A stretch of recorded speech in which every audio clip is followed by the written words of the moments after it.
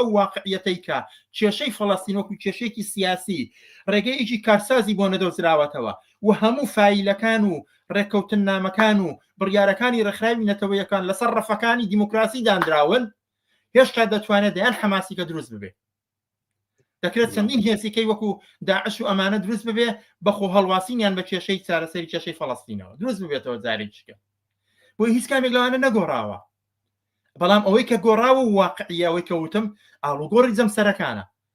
لە ئاسی جیهانیدا وە لە ئاسی ناوچەییدا لە ئاسی جیهانیدا باسم کرد کە هەموو هەوڵەکانی ئەمریکا بۆ دنیای قوتبی شکستی خوارد و قوتبی کەسەری هەڵدا و لە ئاسی ناوچەییدا لە شوێنێکی وەکو سووریادا لە مەیدانێکی تایبەتەوە بۆ کە ئێران تێیدا ئامادەیی هەبووە گۆڕاوە بۆ ئامادەی دەوڵەتی تورکیا بەڵام هێشتا لەوێ وەکوتم ململانێکی گەورە هەیە و احتیمالیەوە هەیە کە شەڕی ناوخۆیی لە نێو لە سووریادا ببێ بە واقعیەتێکی تاڵ بۆ ئەو کۆمەڵگایە ئەمە هەیە لە حاڵێکدا ئەبێ ئەو دیوەش ببینین چۆن لە بەرامبەر لە سەرەتادا لە بەرامبەر شەڕی ئۆکرانیادا بزوتنەوەی دژی شەڕ هاتە مەیدان چۆن لە بەرامبەر جەنگی غەزە و لوبنانە داگیرکاری ئیسرائیل و ئەمانەیە بزوتنەوەی دژی شەڕ لە سەراسەری دنیا هاتە مەیدان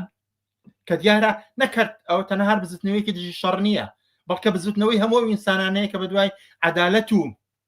عەدالەت و ئازادیشدا دەگەڕێن